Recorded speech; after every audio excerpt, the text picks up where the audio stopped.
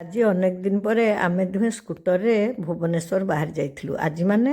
ଆଜି ସୋମବାର ହେଲେ ଶୁକ୍ରବାର ପରଠୁ ମୁଁ ଆପଣଙ୍କୁ ପୁଣି ଭିଡ଼ିଓ ପକାଇବା ବନ୍ଦ କରିଦେଇଥିଲି। ଏମିତି ଗୋଟେ ଜଞ୍ଜାଳ ଲାଗିଯାଉଛି ଯେ ମୁଁ ଭିଡ଼ିଓ ପକାଇ ପାରୁନି। ଘରୁ ଗଲାବେଳେ ସେଇ କଥା ସବୁ ମନେ ପଡ଼ୁଥିଲା। ଆଉ ଭାବୁଥିଲି ଆଜି ଯଦି ଶୀଘ୍ର ନ ଫେରିବି ତାହେଲେ ଆଜି ବି ଭିଡ଼ିଓ ପକାଇ ପାରିବିନି। ହେଲେ କ'ଣ ଅସୁବିଧା ହେଲା ଶୁଣନ୍ତୁ। ମୋ ପାଟିକୁ ଦେଖିଲେ, ମୋ ପାଟି ଭିତରେ କେତେ ବଡ଼ ଅଲସର ହେଇଛି। ଦାନ୍ତ କାମ ଯେଉଁଠିକି କରିଥିଲି ସେଠି କଥା କହିବାରୁ ସେ ମୋତେ ପୁଣି ଡକେଇଲେ। ଶୁକ୍ରବାର ଦିନ ମୋତେ କଟକ ଯିବାକୁ ପଡ଼ିଲା ଖୁବ୍ ତରବରିଆ ଭାବରେ, କାହିଁକିନା ଆଗରୁ ମୋତେ ସୂଚନା ମିଳିନଥିଲା। ମୁଁ ମୋ ପାଟିରେ ଅଲସର ହେଇଛି କହିବାରୁ ସେ କହିଲେ ଆପଣ ଆସି ଟିକେ ଦେଖେଇ ଦେଇ ଯାଆନ୍ତୁ। ତେଣୁ ମୁଁ ସାଙ୍ଗେ ସାଙ୍ଗେ ଗଲି, କାହିଁକିନା ଏ ଅଲସରଟି ମୋ ପାଟିରେ ଦୀର୍ଘ ଦିନ ହେଇ ରହିଲାଣି। ବିଭିନ୍ନ ସମସ୍ୟାରୁ ମୁଁ ନିଜ କଷ୍ଟ କଥା ଭୁଲି ଯାଇଥିଲି। ସବୁ ସମସ୍ୟା ଦୂର ହେଲା ପରେ ଅଲସରର କଷ୍ଟ ମୋତେ ଅଧିକ ହେଲା। ଆଉ ମୁଁ ପୁଣି କଟକ ଯାଇ ତାକୁ ଦେଖେଇକି ଆସିଲି। ସେଇ କାରଣରୁ ଶୁକ୍ରବାର ଦିନ ଆଉ ସେଦିନର ଭିଡ଼ିଓ ନ କରି ମୁଁ ମୋ ପାଖେ ଥିବା ପୁରୁଣା ଭିଡ଼ିଓ ଯେଉଁଟା ଜଗନ୍ନାଥଙ୍କ ଉପରେ କରିଥିଲି ସେଇଟିକୁ ହିଁ ଆପଣମାନଙ୍କ ପାଇଁ ଉପସ୍ଥାପିତ କରିଥିଲି। ହେଲେ ମନରେ ରହିଥିଲା ମୁଁ କୁଆଡ଼େ ଯାଉଛି ଆସୁଛି ଆପଣମାନେ କିଛି ଆଉ ଜାଣିପାରୁନାହାନ୍ତି।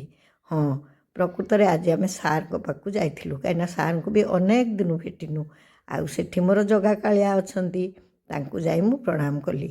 ଆଉ କହିଲି ପ୍ରଭୁ ଆଜି ଯାଏ ମୋର ପୁରୀ ଡୋରି ଲାଗିଲାନି, ଟିକେ ଲଗେଇ ଦିଅ।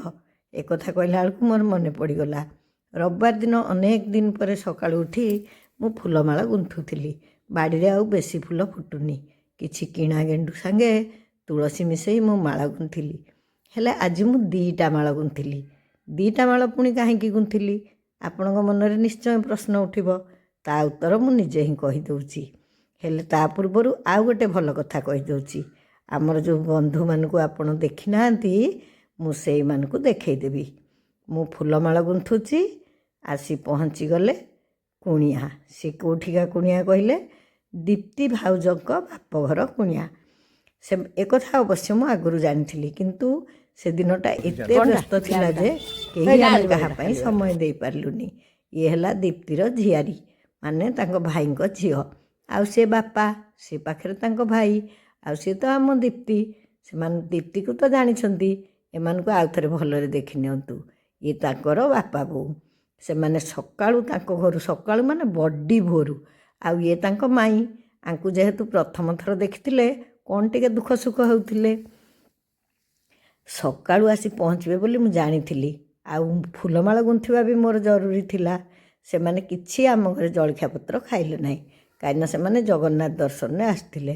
ତାଙ୍କ ଡୋରି ଲାଗିଲା, ଆଉ ମୋ ଡୋରି ତ କାହିଁ ଲାଗୁନି। କ'ଣ କରିବି? ଯାହା ବି ହେଉ ସୁଲୁ, ଚୁଙ୍ଗା ଆଉ ଦୀପ୍ତି ବି ତାଙ୍କ ସାଙ୍ଗରେ ଗଲେ।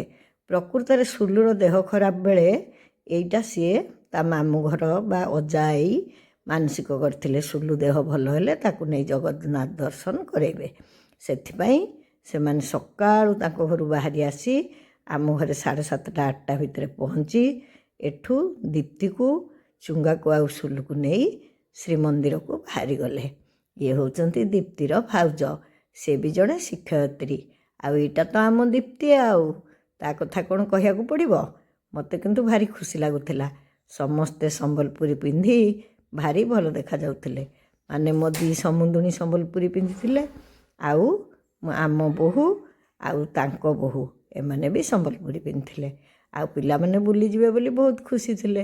ଚୁଙ୍ଗା ବି ବାହାରିକି ଯାଉଥିଲା। ସବୁ କାମ ଏତେ ତରତରରେ ହେଉଥିଲା ଯେ ଟିକେ ସଣ୍ଠଣାରେ ଭିଡ଼ିଓ କରିବା ବି ସମ୍ଭବ ହେଉନଥିଲା।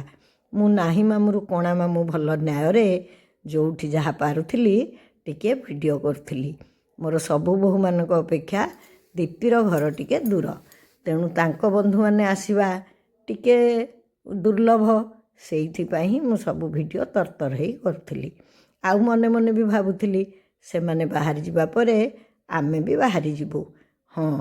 କୁଆଡ଼େ ଯିବି କହୁଛି ଶୁଣନ୍ତୁ। ଏଇ ତ ସେମାନେ ଗଲେ, ଆଉ ଆମେ ତାଙ୍କୁ ଦାଣ୍ଡରେ ବିଦାୟ ଦେଲୁ।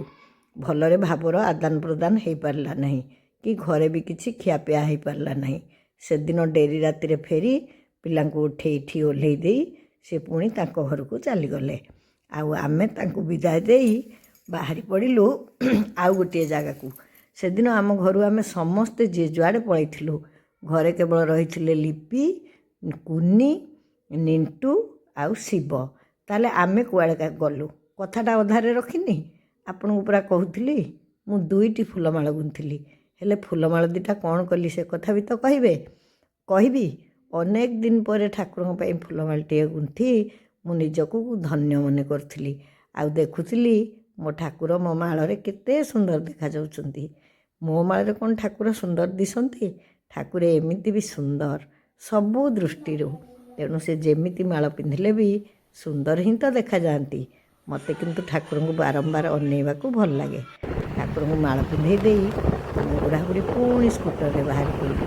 ଏବେ ପୁଣି ମୋ ଭାଗ୍ୟ ଉଦୟ ହେଇଯାଇଛି ନା କ'ଣ କେଜାଣି।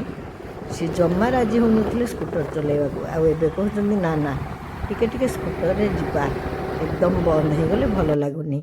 ଆମେ ସ୍କୁଟରରେ ବସି ଆମ ଗନ୍ତବ୍ୟକୁ ବାହାରିଲା ବେଳକୁ ବାବାଇ କିଛି ଫଟୋ ପଠାଇଥିଲା। ସେ ଯାଇଥିଲା ତାଙ୍କ ଭୋଜିରେ। ଆଉ ଚୁଙ୍ଗା ଗଲା ପୁରୀ।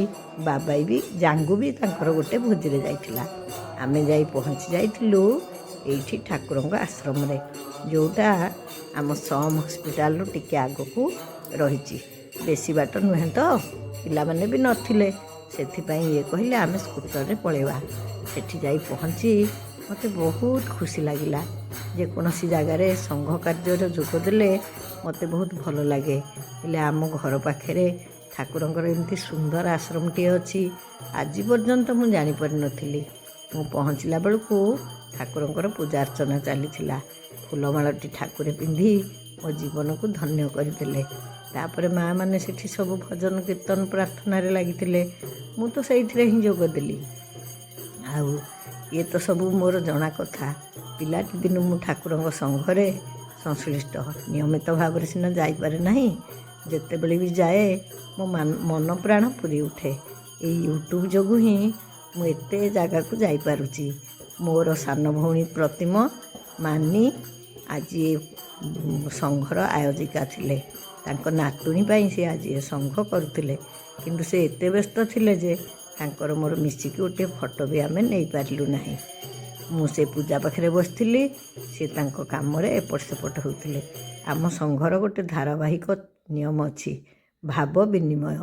ଏଠି ମୋତେ ମୋର ଭାବ ବିନିମୟ କରିବାକୁ ସୁଯୋଗ ମିଳିଥିବାରୁ ମୁଁ ଏଇ ସଂଘର ନିକଟରେ କୃତଜ୍ଞତା ଜ୍ଞାପନ କରୁଛି।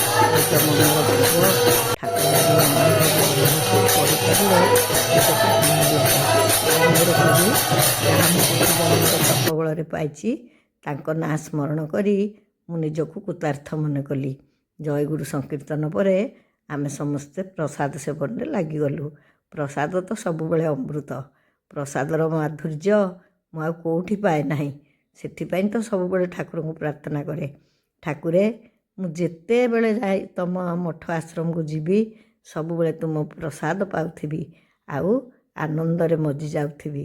ଘରର ଖାଇବା ପିଇବା ଆଉ ଆଶ୍ରମର ପ୍ରସାଦ, ଏ ପାର୍ଥକ୍ୟ ଯିଏ ଅନୁଭବ କରିଛି ସିଏ ଜାଣିଛି। ତାପରେ ଆଶ୍ରମରେ ମା ଅମୃତାମୟୀଙ୍କ ସହିତ କିଛି ସମୟ ଭାବ ବିନିମୟ କରି ଆହୁରି ଆନନ୍ଦିତ ହେଲି। ଫେରିଲା ବେଳକୁ ଭାବୁଥିଲି ପୁଣି କେବେ ସୁଯୋଗ ପାଇବି ଆଉ ସେଠିକି ଯିବି। ବାଟରେ ପୁଣି ଗୋଟେ ମଜା କଥା ଘଟିଲା। ଆମେ ଆସୁଥିଲା ବେଳେ ମୋର ଏଇ ସବସ୍କ୍ରାଇବର 2 ଜଣ ଆମକୁ ହାତ ହଲେଇ ଅଭିନନ୍ଦନ ଜଣାଉଥିଲେ, ଆଉ ଖୁସି ବି ହେଉଥିଲେ। ମୋତେ ବି ଖୁସି ଲାଗୁଥିଲା, କିନ୍ତୁ ଅଟକିବା ପାଇଁ ଆଉ ସମୟ ନଥିଲା। ଆମେ ହସି ହେଇ ସ୍କୁଟରରେ ଯିଏ ଯାହା ବାଟରେ ଚାଲିଗଲୁ। ଏଇଭଳି ଭାବରେ ରବିବାରଟି କଟିଗଲା।